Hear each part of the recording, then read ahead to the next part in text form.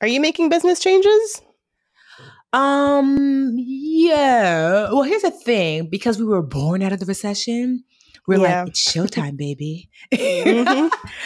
So this is Yeah. like our third one, actually. So Yeah. there are certainly some people. Here's the thing. Here's the secret. You want to know why I've been in business for 15 or 14, almost 15 years? Because I pre-pivot. Like Mm. we have been in the middle of a pivot for like even before the pandemic and everything hit. We had already been pivoting, because I am always pivoting, because I don't want to, like, I don't want the market to tell me, girl, get on it, because by then it's too late, because some pivots take 2 or 3 years. So like I like to what my business coach calls time travel. So I will mentally time travel forward and say, what are some of the Okay. hiccups or the hangups that can happen? And then I'll come back to the present and I'll say, how can we start making changes now so we could do so less frantically? And so Mm. there are some huge pivots that we're making, like with the Literature Academy. I cannot wait. It is awesome and amazing. And if we had just started now, this has been a pivot for about 2.5 years in the making. That's going to transform our business and make us even more sound.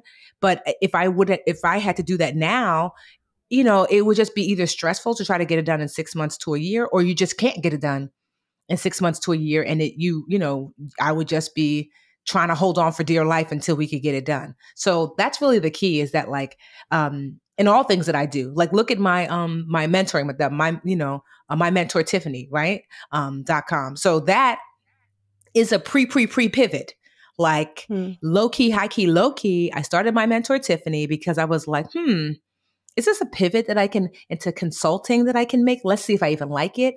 Not only just that, with my mentees, I get to test out different marketing theories that I have. I get to see, like, if I do want to write another book, like what's hitting with y'all, what's not hitting. But do you see, like, I likely won't Mm-hmm. use some of the things I'm learning with my mentees for the next 3 to 5 years. But I don't have to be in a rush because I pre-pivoted. And so when you first start your business, work on the business. But as you start to get like a nice little rhythm going, then like you should start to think about that. Like, what are some things, as I'm doing my normal everyday business, let me set aside 20 to 30% of my energy to time travel forward and to start working on what's headed and what's coming. So yeah, so it was a blessing, kind of like growing up during that Yeah. recession in 2009-10, because it allows me to think in this way. And so, yeah, like It also we're stops making you from changes. panicking as much because you Yes. have some experience to know that there will be a return to Yes. normalcy, Yes. And you it's going to know? be a dip. Like literally, we probably will, like we went at our peak $10 million a year for one of our companies, and then maybe we'll make 5 or 6, but that's part of the pivot, because I Mm. knew, I was like, this pivot is going to allow us to potentially grow to 50 million. But if we don't make these changes, we can't. And the changes are going to require us to take talent away from our day-to-day operations into this. And so we're going to have to take this temporary L, maybe for 2 years, maybe 3, but I think we can do it in 2, where it's going to look like, oh, business really slowed down. It didn't. It's just transformed. And then this new way that we do business that we've introduced will allow us to maintain the growth that we seek, versus like, because we were doing what Amazon was doing. Well, not really, because Amazon obviously is huger, but we were doing this rocket ship growth, but it wasn't as sustainable as I would like. And it's very stressful Mm. to grow very quickly in that way. So I was like, I don't want to do business like that anymore. How do we do business that is slow and steady, but something that's sustainable? So I'm excited, like, for what that kind of looks like. And I have I have a couple of other things that we're working on that I'm like, let's see. Because here's the thing too that I like to do. I like to practice when it's safe. So in the mentee, like with my mentees, I get to practice. And if it doesn't work out, I'm like, okay, it didn't work out. Like, I don't need the mentorship money in order to run business. And so I will practice a thing and see, well, how many people sign up to be my mentee? Well, what if I do this? Okay. Well, what if I do that? Okay. And so I like to practice with like kind of these side projects to see what works and what doesn't work. So I can, if it doesn't work out, that's fine. But if it does, I can take that lesson I've learned and then put it toward the business, that our core business that we really don't have time to be practicing with. So honestly, that's why, Yeah. I mean, I business is just fascinating to me. Like, second to financial education is the thing that I'm really enjoy, like the business of business. Like, how do you get here? How do you stay here? How do you market? How do you, you know, um, And so, yeah, it's Yeah. stressful, certainly sometimes, not as much as it used to be, but it's just, if you're fortunate enough to get to a place where you can do and make these sort of choices, it's just really fascinating to see like what's capable, and what you're capable of.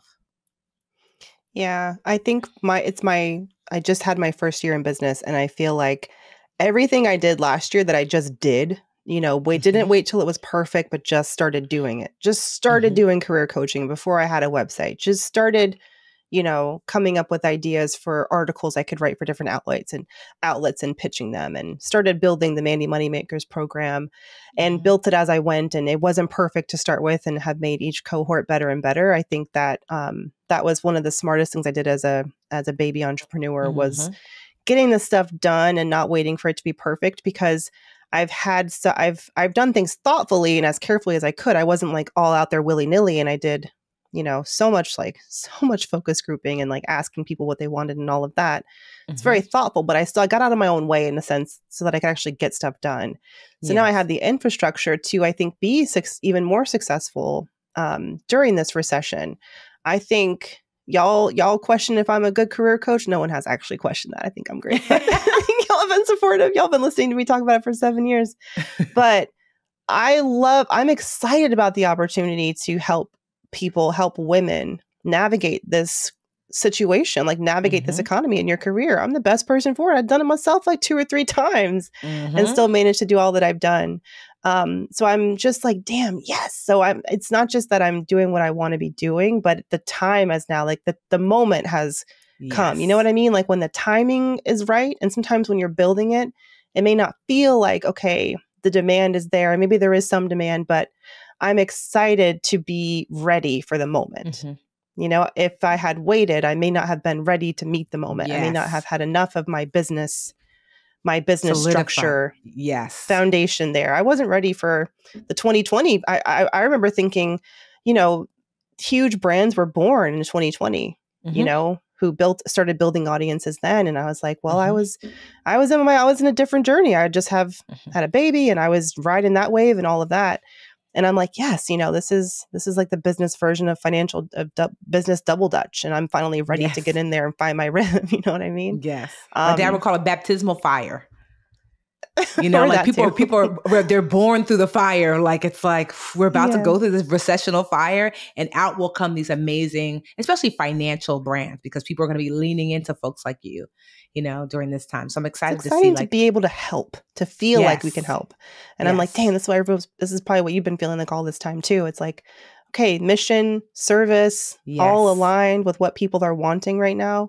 That feels good. I mean, I'm not necessarily I'm just trying to, I'm accelerating some plans that I had, and I'm definitely like, okay, it's going to be a busy ass summer. So how can I Mm-hmm. ask for the help that I need to get this special work done, and just recognize that I've been able to really have a decent schedule for a while, but not only is more work coming, I'm planning, lots of webinars and lots of, additional group coaching programs, and it's all really exciting. So it's going to be, I just want to seize the opportunity. You know what I mean? Mm-hmm.